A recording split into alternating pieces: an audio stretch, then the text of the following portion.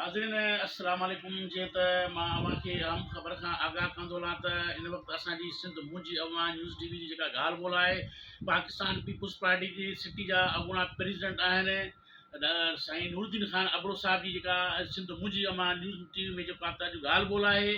नाज़रीन असांजी हमेशह इहा कोशिशि रही आहे त अहिड़ी शख़्सियत खे अवां जे आॾो आणिजे जंहिंजो समाज में हिकिड़ो किरदारु हुजे। मोहतरम नूरुद्दीन ख़ान अबड़ो जेको आहे त कंहिं तारीफ़ जो मोहताज न आहे। ही पाकिस्तान पीपुल्स पार्टी जो अॻूणो प्रेसिडेंट आहे ऐं हिन वक़्तु अबड़ा हाउस ते जेका त उन सां असांजी ॻाल्हि ॿोल आहे। अचो पिया ॻाल्हि जी तरफ़। सही अस्सलाम वालेकुम। वालेकुम सलाम। जीअं त असां शुक्रगुज़ार आहियूं सिंध अवां चैनल जा जंहिं तकलीफ़ करे असां ॻाल्हि ॿोल शुरू कई आहे। एक्चुअली अॼु जंहिं मौज़ूअ ते ॻाल्हायूं पिया उहो बरसाति सिंध में जेका पई आहे। बरसाति त पूरे पाकिस्तान में पई पर ख़ासि करे जेका सिंध में पई उहा तमामु हानिकार हुई। उन सॼी सिंध खे लपेट में आणे छॾियो ऐं सिंध में सॼी सिंध खे किथे बि जेको आहे कटुकड़ी न बची जिते बरसाति न पई।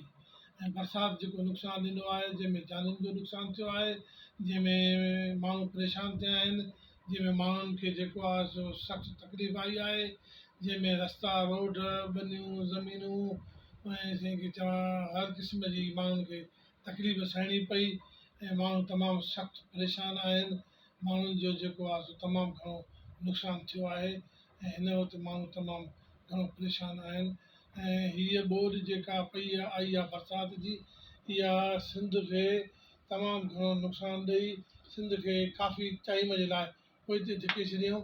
हिन वक़्तु जानी नुक़सानु पंहिंजी जाइ ते पियो ऐं उन सां गॾोगॾु माण्हू जेके आहिनि झॾ पॾाण जे करे माण्हू जेका टिकुर न बचियो आहे जिते सुख जो जिते वेही पंहिंजो आस्थानो ठाहे ऐं सुख जो साह खणनि। हिन दफ़े हिकु पासे दरिया जेको आहे सो कचे खे ॿोड़े छॾियो, ॿिए पासे पके ते बरसाति माण्हुनि खे ॿोड़े छॾियो। हिन वक़्तु माण्हू सख़्तु परेशान पंहिंजी जाइ ते आहिनि पर हिन वक़्तु उन खे कवर करण जे लाइ असांजे पाकिस्तान पीपुल्स पार्टी जे चेयरमैन हुकुम ॾिनो आहे वज़ीर आला सिंध खे त तमामु घणा एफर्ट्स वठी ऐं सिंध जे माण्हुनि जी मदद कई वञे त जीअं सिंध जा माण्हू सुख जो साह पटी सघनि ऐं हिन मुश्किलात वक़्त मां निकिरी सघनि। महिरबानी साईं। नाज़रीन हिन वक़्तु असां सां जेका ॻाल्हि ॿोल थी आहे, पाकिस्तान पीपुल्स पार्टी जा अॻूणा सिटी जा प्रेसिडेंट आहिनि मोहतरम नूरुद्दीन ख़ान कमारियो अबड़ो साहिब सिंध मुंहिंजी अमां न्यूज़ टीवी चैनल सां जेका ॻाल्हि ॿोल कई आहे ऐं हिन मैसेज बि डिलीवर कयो आहे त इंशाअल्लाह पाकिस्तान पीपुल्स पार्टी सिंध जे अंदरि हर ज़िले हेडक्वाटर में जेको आहे त कोशिशि कई आहे ऐं बिलाल भुट्टो चेयरमैन साहिब जी इहा कोशिशि रही आहे त सिंध जे अंदरि सिंधी माण्हुनि जा जेके बि मसइला आहिनि, जेको बि नुक़सानु थियो आहे उहो इंशाअल्लाह जेको आहे त मेरिट जे बुनियाद ते उन्हनि खे सहूलियत ॾिनी वेंदी। नाज़रीन ॾिसूं पिया त जेका लाड़काणे सिटी जे अंदरि पोज़ीशन आहे हिन वक़्तु 80% पाणी बिल्कुलु ख़तमु आहे। रोड रस्ता बहाल थी विया आहिनि जेको आहे सो ऐं कम्यूनिकेशन बहाल थी वई आहे। बिजली जो जेको निज़ाम आहे, गैस जो निज़ाम आहे जेको आहे त 80% बहितर रहियो आहे। हिन वक़्तु पाकिस्तान पीपुल्स पार्टी सिटी क़यादत ऐं ज़िले क़यादत जो बि तमामु हिकिड़ो बहितरीनु किरदारु रहियो आहे ऐं ख़ासि करे नाज़रीन मां अव्हांखे ॿुधाईंदो रहां त हीउ भुटे जो शहरु आहे ऐं हिन वक़्तु जेका पोज़ीशन आहे उहा तमामु बहितरीनु पोज़ीशन आहे ऐं हिन मुल्क जे अंदरि जेको आहे त कंहिं बि क़िस्म जो कंहिं बि ख़दशा बरसाति वग़ैरह जा न आहिनि।